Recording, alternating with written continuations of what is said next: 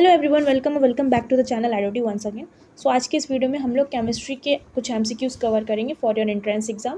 Because काफ़ी लोगों के कमेंट आ रहे थे कि फिजिक्स और केमिस्ट्री से रिलेटेड भी क्वेश्चंस प्रैक्टिस करवाए जाएं। इसीलिए इस वीडियो में ये जो केमिस्ट्री क्वेश्चंस हैं वो आपके CNET, PPMET, CG, Uttarakhand BSc nursing entrance exam और एएमआरयू और अदर स्टेट के भी जो भी बीएससी नर्सिंग एंट्रेंस एग्जाम है उन सबके लिए इंपॉर्टेंट है, इवन फॉर एम्स ऑल्सो, क्योंकि इसमें जो भी क्वेश्चंस हैं वो अच्छे लेवल के क्वेश्चंस हैं। लाइक इसमें न्यूमेरिकल क्वेश्चन भी आपको मिलेंगे। तो चलिए शुरू करते हैं। हमारे यहाँ फर्स्ट क्वेश्चन से पहला क्वेश्चन आपका बोल रहा है, the rate of chemical reaction mainly depends on. किसी रासायनिक अभिक्रिया की दर मुख्यतः निर्भर करती है किस पर? मतलब कोई केमिकल रिएक्शन है तो उसकी जो रेट है वो किस पर डिपेंड करेगी? आपके ऑप्शन है प्रेशर यानी दाब, टेम्परेचर यानी तापमान, कलर यानी रंग, वॉल्यूम यानी आयतन। तो करेक्ट आंसर क्या होगा इसमें? ए, टेम्परेचर। किसी भी केमिकल रिएक्शन की रेट जो होती है वो टेम्परेचर यानी तापमान पर डिपेंड करती है। अगर आप उसका टेम्परेचर बढ़ाओगे तो कुछ अलग चेंजेस आएंगे, घटाओगे तो भी कुछ अलग चेंजेस आएंगे। तो टेम्परेचर के बढ़ाने घटाने से केमिकल रिएक्शन का रेट जो है वो बढ़ता घटता रहता है। ठीक है, तो इसीलिए ये टेम्परेचर पर डिपेंड करता है। नेक्स्ट क्वेश्चन है हमारा, P V is equals to N R T represent. P V is equals to N R T क्या दर्शाता है? Boyle's law, Charles law, ideal gas of equation या फिर एवोगैड्रो लॉ। तो इसका करेक्ट आंसर क्या होगा हमारा? C, that is ideal gas of equation यानी आदर्श गैस समीकरण। इसका इक्वेशन ये होता है P V is equals to N R T. ठीक है, जहाँ पे पी क्या होता है? Pressure, V volume, N constant है, सॉरी एन यहाँ पे आपका मोल होता है, आर कॉन्स्टेंट और टी टेम्परेचर होता है। ठीक है, तो ये इक्वेशन किसकी होती है? Ideal gas equation. Next question है, when temperature increases reaction rate क्या होगा? अगर टेम्परेचर बढ़ाया जाए तो रिएक्शन रेट क्या होगा? अभी हमने पहले क्वेश्चन में देखा था कि जो केमिकल रिएक्शन होती है उसकी जो रेट होती है वो किस पे डिपेंड करती है? टेम्परेचर पर। क्यों? क्योंकि इसमें कुछ तो फ़र्क पड़ता है। तो अब टेम्परेचर का वही चीज़ आती है कि अगर इसको बढ़ा रहे हैं टेम्परेचर को तब रिएक्शन रेट पर क्या फ़र्क पड़ेगा? तो ऑप्शन है डिक्रीज़ घटेगी, इंक्रीज़ बढ़ेगी, कॉन्स्टेंट या फिर ज़ीरो। करेक्ट आंसर क्या होगा? इसका बी, दैट इज इंक्रीज। मैंने अभी बताया था कि अगर टेम्परेचर बढ़ाओगे तो रिएक्शन रेट बढ़ेगा, टेम्परेचर घटाओगे तो रिएक्शन रेट घटेगा। मतलब कहीं ना कहीं रिएक्शन की जो रेट है वो टेम्परेचर पर डिपेंड करती है। इसीलिए 3 का B option is the correct answer. Next question, pH of neutral solution. उदासीन विलयन का पीएच क्या होता है? तो ये तो सबको पता है, न्यूट्रल सोल्यूशन का पीएच क्या होता है? 7। फिर नेक्स्ट क्वेश्चन है हमारा, if HIN concentration is 10⁻³ molar. अगर HIN कंसनट्रेशन आपकी ये है तो पीएच की वैल्यू क्या होगी, ये पूछ रहा है। तो पीएच निकालने के लिए आपका फॉर्मूला होता है, ऑप्शन तो बाद में आएंगे, पहले हमें फॉर्मूला पता होना चाहिए। तो पीएच का फॉर्मूला क्या होता है? पीएच इज इक्वल्स टू होता है माइनस लॉग HIN कंसनट्रेशन। आपने फॉर्मूला पढ़ा होगा पीएच निकालने का। ठीक है, तो HIN कंसनट्रेशन हमें गिवन है कितनी? माइनस का लॉग HN कंसनट्रेशन गिवन है -3, 10⁻³ तो ये जो 3 है आगे आ जाएगा तो हमारी वैल्यू क्या आ जाएगी पीएच की? 3। So A option is the correct answer, 5 का A option. Next question, 1 mole of gas at STP occupies. STP यानी स्टैंडर्ड टेम्परेचर प्रेशर पर 1 मोल गैस का आयतन, मोल का आयतन कितना होगा? ठीक है, 1 mole of gas STP occupies, occupies से यहाँ वॉल्यूम मतलब पूछना चाह रहा है, आयतन हिंदी में लिखा। तो वॉल्यूम कितना होता है? तो STP पे ये तो फिक्स वैल्यू है, तो लर्न होनी चाहिए, इसको कोई निकालने का कोई फॉर्मूला नहीं है। ये एक फिक्स वैल्यू होती है कि STP पर मतलब स्टैंडर्ड टेम्परेचर प्रेशर पर 1 मोल का जो वॉल्यूम होता है वो कितना होता है? 22.4 लीटर, यानी ए option is the correct answer. Next question है, इफ प्रेशर इज डबल। अगर प्रेशर डबल कर दिया जाए, टी को कांस्टेंट रखा जाए तो वॉल्यूम क्या होगा? यदि दाब दोगुना हो, ताप स्थिर हो तो आयतन में क्या फ़र्क पड़ेगा? तो इसके लिए आइडल गैस इक्वेशन हमने अभी बताई थी, क्या थी? P V is equals to N R T. यहाँ पे मोल की बात नहीं हो रही है, आर तो कांस्टेंट ही होता है। हमारे पास यहाँ पे प्रेशर, वॉल्यूम और टेम्परेचर से रिलेटेड बात हो रही है। ठीक है, तो प्रेशर को कह रहा है हम डबल कर दें। ठीक है, वॉल्यूम हमसे बोल रहा है, वॉल्यूम मान लो, हाँ एरो इसमें क्वेश्चन मार्क लगा दे तो वॉल्यूम क्या होगा ये पूछ रहा है। और टेम्परेचर को कांस्टेंट रखा है। ठीक है, तो इस टेम्परेचर भी कांस्टेंट है तो इससे भी कोई मतलब नहीं है। तो pressure inversely proportional to volume हो रहा है। तो अगर प्रेशर को डबल कर रहे हैं तो वॉल्यूम क्या हो रहा है हमारा? Half, right. तो करेक्ट ऑप्शन क्या हो जाएगा हमारा? बी, दैट इज आधा हो जाएगा वॉल्यूम, क्योंकि प्रेशर यहाँ से क्या है? इन्वर्सली प्रोपोर्शनल टू है वॉल्यूम के। ठीक है, नेक्स्ट क्वेश्चन है हमारा, मोलैरिटी इज डिफाइंड एज मोलरता परिभाषित होती है, मोलारिटी की डेफिनेशन क्या है? आपके ऑप्शन है ग्राम पर लीटर, मोल पर लीटर, मोल पर केजी, लीटर पर मोल, यहाँ यूनिट से ही उसकी डेफिनेशन को यहाँ पे मेंशन कर दिया गया। तो मोलारिटी की यूनिट हमें पता होगी तो वही डेफिनेशन उसकी हो जाएगी। तो मोलारिटी की यूनिट हमारी क्या होती है? Mole per litre, that is B option is the correct answer. यानी 1 लीटर में कितने मोल्स हैं, ये हमारी मोलारिटी की परिभाषा हो गई, यानी उसकी डेफिनेशन हो गई। ठीक है, 1 लीटर में जितने भी मोल्स प्रेजेंट होंगे, यानी मोल per litre is the correct option. ठीक है, फिर नेक्स्ट क्वेश्चन है हमारा, number of moles in 18 gram of water, 18 ग्राम जल में मोल की संख्या निकालनी है। तो मोल का फॉर्मूला मैंने आपको पहले भी बताया हुआ है, क्या होता है मोल निकालने का फॉर्मूला? स्मॉल एम से करेंगे। इसमें क्या होता है, अभी हमने यूनिट देखी थी, खैर वो तो उसकी मोलारिटी की थी, लेकिन हमें यहाँ पे नंबर ऑफ मोल्स बोल रहा है। तो नंबर ऑफ मोल्स का फॉर्मूला मैंने पहले भी बताया हुआ है, वेट अपॉन मॉलिकुलर वेट होता है। वेट किसका? वाटर का, जो कि गिवन है, दैट इज 18 ग्राम। तो वेट है 18 ग्राम। और मॉलिकुलर वेट की बात करें तो वाटर यानी H2O, H2O का जब आप मॉलिकुलर वेट निकालोगे, या काफ़ी बच्चों को तो याद भी होता है, तो ये भी 18 ही होता है।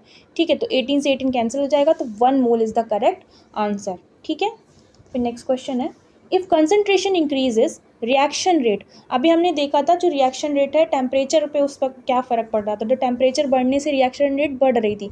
लेकिन यहाँ पे कंसनट्रेशन की बात हो रही है, यानी सांद्रता, अगर उसकी जो गाढ़ापन है या कंसनट्रेशन उसका बढ़ा दिया जाए, तब रिएक्शन रेट पर क्या फ़र्क पड़ेगा? अगर इंक्रीज़ करेंगे, घटेगी, बढ़ेगी, स्थिर रहेगी, या फिर ज़ीरो रहेगी? तो करेक्ट आंसर क्या होगा? B, increases. इन कंसनट्रेशन बढ़ाने पर भी रिएक्शन रेट क्या होगी? बढ़ेगी, और अगर घटाएंगे तो घटेगी। ठीक है, नेक्स्ट क्वेश्चन है, मैक्सिमम इलेक्ट्रॉन्स इन के शेल। के शेल में अधिकतम कितने इलेक्ट्रॉन होते हैं? तो ये वैल्यूज़ तो कुछ फिक्स होती हैं, 2, 8, 18 या 32, कितने होंगे? आपने पढ़ा होगा ना, KLMN, ये शेल्स होती हैं। ठीक, तो के शेल में कितने इलेक्ट्रॉन, मैक्सिमम इलेक्ट्रॉन आ सकते हैं? तो इसका आंसर होगा ए, 2। मैक्सिमम के शेल में 2 इलेक्ट्रॉन्स आ सकते हैं। नेक्स्ट क्वेश्चन है, एटॉमिक नंबर रिप्रेजेंट, परमाणु क्रमांक दर्शाता है क्या? न्यूट्रॉन, प्रोटॉन, इलेक्ट्रॉन या न्यूट्रॉन, या फिर मास नंबर? तो करेक्ट आंसर आपका क्या हो जाएगा? प्रोटॉन। एटॉमिक नंबर से हमारा प्रोटॉन से मतलब होता है कि कितने नंबर ऑफ प्रोटॉन है, मतलब उसका वो एटॉमिक नंबर होता है। ठीक है, फिर है आइसोटोप्स हैव सेम। आइसोटोप्स में क्या समान होता है? ऑप्शंस है न्यूट्रॉन, मास, एटॉमिक नंबर, या फिर energy. Correct answer is C, atomic number. जो 2 एलिमेंट हैं, अगर उनका एटॉमिक नंबर सेम है तो वो आइसोटोप्स कहलाएंगे। ठीक है, next, electronegativity across a period. आवर्त में इलेक्ट्रोनिगेटिविटी कैसे देखी जाती है? डिक्रीज, इंक्रीज, कांस्टेंट, या ज़ीरो? तो करेक्ट आंसर क्या होगा? B, that is increases. Across a period जो इलेक्ट्रोनिगेटिविटी होती है वो क्या होती है? बढ़ती जाती है। ठीक है, next question, ionization energy increases. आयनीकरण ऊर्जा बढ़ती है कब? लेफ़्ट टू राइट, जो हमारी आवर्त सारणी होती है ना, आपने सुना होगा पीरियोडिक टेबल, तो उसमें लेफ़्ट टू राइट जाने पर आयनाइजेशन एनर्जी बढ़ती है, कि राइट टू लेफ़्ट जाने पर, या डाउन जाने पर, या फिर रैंडमली यथार्थ कहीं से भी? तो इसका करेक्ट आंसर आपका क्या हो जाएगा? A, that is left to right, यानी लेफ़्ट से राइट की तरफ जाने पर पीरियोडिक टेबल में जो आयनाइजेशन एनर्जी यानी आयनीकरण ऊर्जा है वो इंक्रीज होती जाती है। Next question, covalent bond is formed bye, सहसंयोजक बंध किससे बनता है? शेयरिंग इलेक्ट्रॉन, इलेक्ट्रॉन साझा करके, ट्रांसफर ऑफ इलेक्ट्रॉन, इलेक्ट्रॉन को स्थानांतरण करके, या फिर न्यूट्रॉन से, या फिर प्रोटॉन से? तो करेक्ट आंसर इसमें क्या होगा? A, that is sharing of electron. अगर 2 एलिमेंट्स के बीच में इलेक्ट्रॉन्स का साझा हो रहा है तो वो कहलाता है कोवेलेंट बॉन्ड। ठीक है, वो डबल, ट्रिपल, सिंगल कोई भी हो सकता है। ठीक है, फिर नेक्स्ट क्वेश्चन है हमारा, ionic bond is formed by. Ionic bond किससे बनता है? शेयरिंग इलेक्ट्रॉन, साझेदारी से, ट्रांसफर ऑफ इलेक्ट्रॉन, न्यूट्रॉन, या हाइड्रोजन? तो करेक्ट आंसर होगा B, that is transfer of electron, यानी इलेक्ट्रॉन का स्थानांतरण करके। जैसे कि हमारे पास आपने सुना होगा NaCl। ठीक, तो इसमें ये इसका पास पॉजिटिव होता है, इसके पास निगेटिव होता है, तो ये स्थानांतरण करके आयनिक बॉन्ड बनाते हैं एक तरीके से NaCl। ठीक है, next question, shape of water molecule. जल अणु का आकार क्या होता है? लीनियर, वी शेप्ड, स्फेरिकल, या रिंग? तो H2O का फॉर्मूला ये होता है, H2O का जो वो शेप होता है वो वी शेप होता है, क्योंकि इस तरीके से आपने देखा होगा, उसको एलैबोरेट करके कैसे बनाते हैं। तो ये एक तरीके से वी शेप बना रहा है ना, उल्टा वी, तो यहाँ पर V shape is the correct option. Next question है, hybridisation in methane is, methane में संकरण होता है कितना, sp sp2 sp3 या फिर d2 sp3। तो मीथेन का फॉर्मूला क्या होता है, CH4, तो इसको हम इस तरीके से लिखेंगे। और सिंगल बॉन्ड के लिए हाइब्रिडाइजेशन यानी संकरण कितना होता है, sp3। तो correct option is C, that is sp3। फिर है, bond angle in water is approximately, अभी हमने उसका शेप देखा दैट इज वी शेप, लेकिन यहाँ पे बॉन्ड एंगल पूछ रहा है यानी बंद कोण कितना होता है, 180 डिग्री, 120 डिग्री, 104.5 डिग्री या फिर 90 डिग्री। तो करेक्ट आंसर क्या होगा, सी। जो H2O होता है इस तरीके से, उसमें जो ये एंगल होता है वो 104.5 डिग्री का होता है। इसको याद कर लेना, ये लर्न करने वाली वैल्यू और ये बहुत पूछी जाती है। नॉर्मल बेसिक केमिस्ट्री आपने पढ़ी होगी तो ये चीज़ें आपको याद भी होंगी। फिर है, एल्केन्स आर, एल्केन क्या होते हैं, अनसैचुरेटेड, सैचुरेटेड, एसिड या base. Correct answer is saturated. जो एल्केन्स होते हैं वो सैचुरेटेड फॉर्म में होते हैं यानी संतृप्त होते हैं। नेक्स्ट क्वेश्चन है, functional group of alcohol is, alcohol का क्रियात्मक समूह क्या होता है, COOH, OH, CHO या फिर NH2। तो करेक्ट आंसर क्या होगा, बी, OH। अल्कोहल OH से ही तो देखते हैं।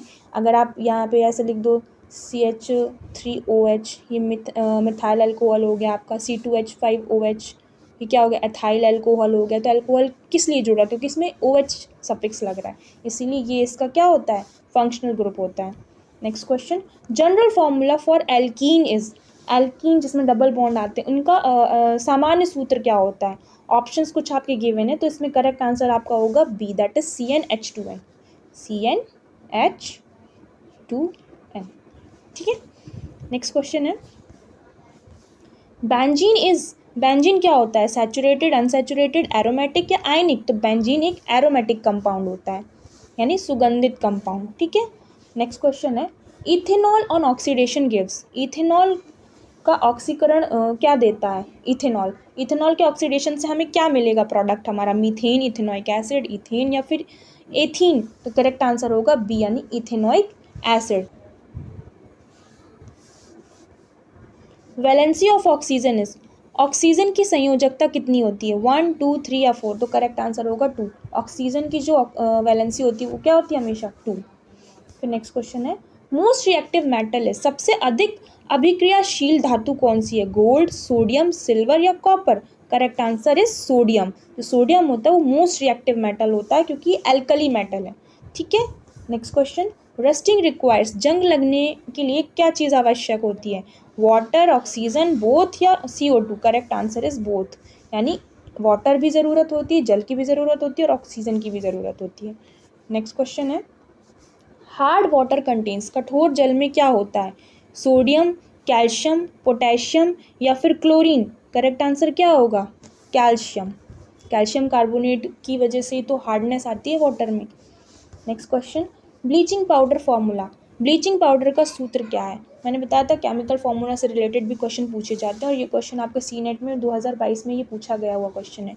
इसमें ऑप्शन से CaOCl2, NaCl, CaCO3 या फिर HCl। करेक्ट आंसर क्या होगा, ए, दैट इज CaOCl2। ये ब्लीचिंग पाउडर यानी हिंदी में भी ब्लीचिंग पाउडर ही बोलते हैं, तो इसका ये सूत्र होता है यानी फॉर्मूला होता है।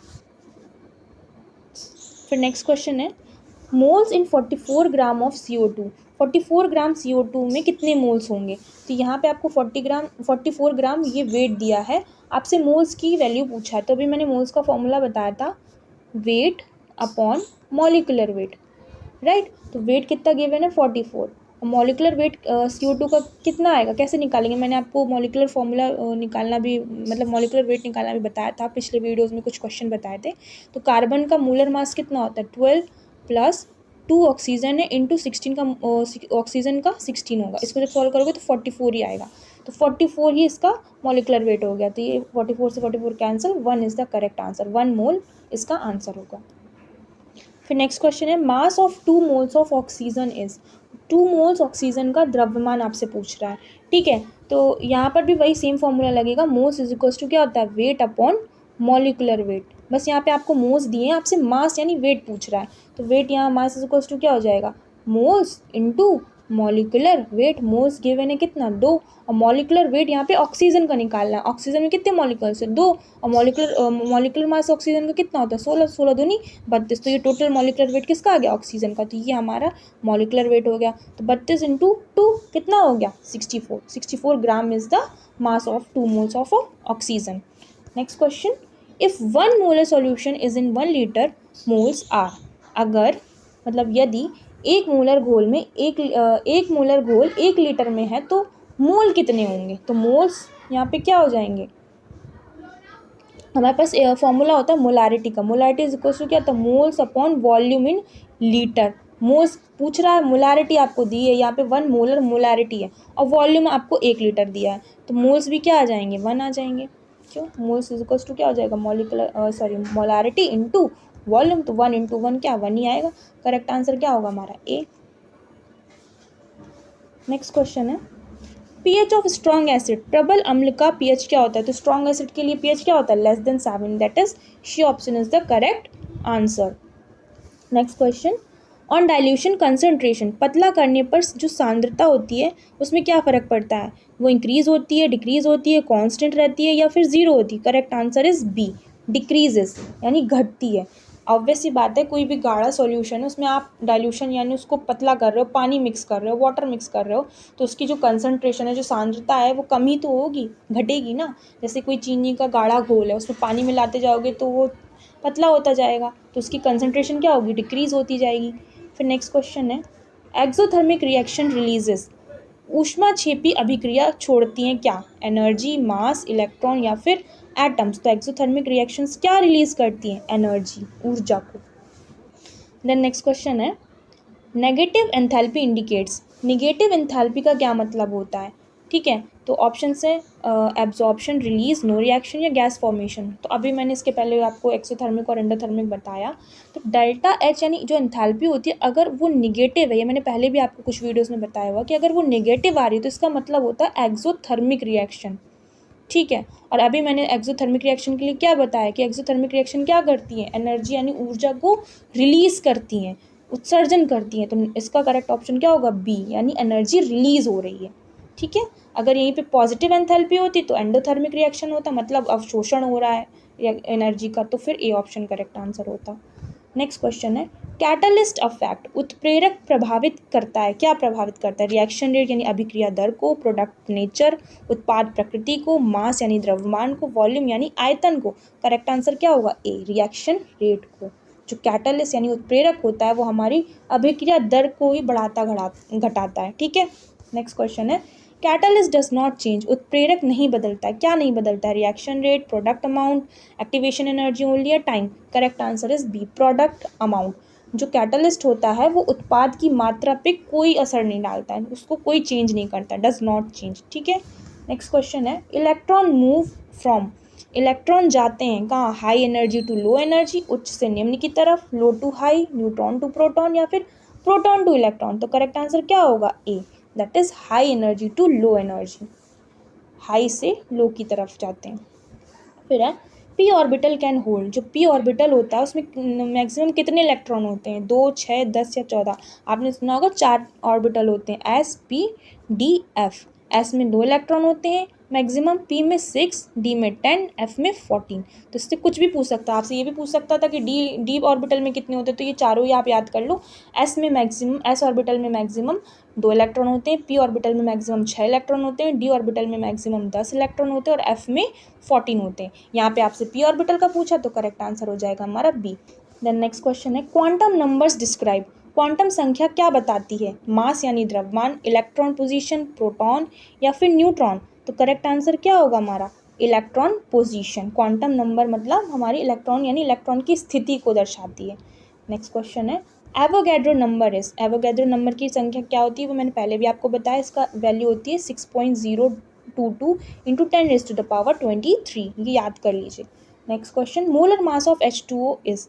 तो H2O का मोलर मास यानी मोलर द्रव्यमान कैसे निकालेंगे वो मैंने आपको अभी बताया था, CO2 का निकाल के जैसे वैसे ही। तो 2 इंटू हाइड्रोजन का मोलर मास कितना होता है, 1 प्लस ऑक्सीजन का 16, तो 16 + 2 18। Correct answer is 18। Next question, oxidation means ऑक्सीकरण का अर्थ क्या होता है? तो ऑप्शन है gain electron, loss electron, gain neutrons या फिर लॉस प्रोटॉन। तो करेक्ट आंसर क्या होगा? बी, लॉस इलेक्ट्रॉन, यानी इलेक्ट्रॉन को त्यागना, और इलेक्ट्रॉन को ग्रहण करना क्या होता है? रिडक्शन। नेक्स्ट क्वेश्चन, रिडक्शन, वही क्वेश्चन आ गया, अपचयन का अर्थ क्या होता है? तो गेन ऑफ इलेक्ट्रॉन अभी मैंने बताया, ये क्या होता है? रिडक्शन। तो B option is the correct answer. फिर नेक्स्ट क्वेश्चन है, pH scale ranges from, pH scale की सीमा क्या होती है? 0 to 14, जिसमें 0 से 7 तक, यानी 7 से कम वाले एसिडिक आते हैं, फिर 7 से 14 तक, 7 से ऊपर वाले क्या होते हैं? एल्कलाइन मेटल होते हैं। ठीक है, एसिड और बेस। ठीक है, नेक्स्ट क्वेश्चन है, स्ट्रॉन्ग बेस एग्जाम्पल, प्रबल क्षार का उदाहरण क्या है? HCl, NaOH, CO2 या फिर ammonia. Correct answer is B, NaOH, strong base होता है। फिर नेक्स्ट क्वेश्चन है, केमिकल इक्विलिब्रियम मीन्स, यानी रासायनिक संतुलन का अर्थ क्या होता है? रिएक्शन स्टॉप, यानी अभिक्रिया रुकती है। Forward and backward rates equal, आगे पीछे दर समान होते हैं। ओनली प्रोडक्ट्स फॉर्म, सिर्फ उत्पादक बनता है। Only reactant remains. तो करेक्ट आंसर क्या होगा? B, forward and backward rates are equal. Chemical equilibrium मतलब ये होता है कि जो आगे पीछे की जो भी दर है, जो रेट है, वो एक समान हो जाए। इक्विलिब्रियम मतलब संतुलन में आ जाए। ठीक है, तो करेक्ट आंसर क्या हो जाएगा? Forward and backward rates, equal rates. ठीक है, तो दीज आर ऑल 50 क्वेश्चंस जो मैंने केमिस्ट्री से रिलेटेड बताए, और इसमें सारे ही क्वेश्चंस न्यू थे जो आपको अच्छे भी लगे होंगे, क्योंकि इस तरह के क्वेश्चंस पूछे भी जाते हैं। इसमें से काफ़ी क्वेश्चन ऐसे हैं जो किसी ना किसी एग्ज़ाम में पूछे गए हैं, तो इसी टाइप के एग्जाम में क्वेश्चन आते हैं। इससे आपको एक आइडिया आया होगा कि कैसे क्वेश्चन पूछे जाते हैं। So this is all about today's video. I hope आपको ये वीडियो अच्छा लगा होगा। Thank you so much for watching this video.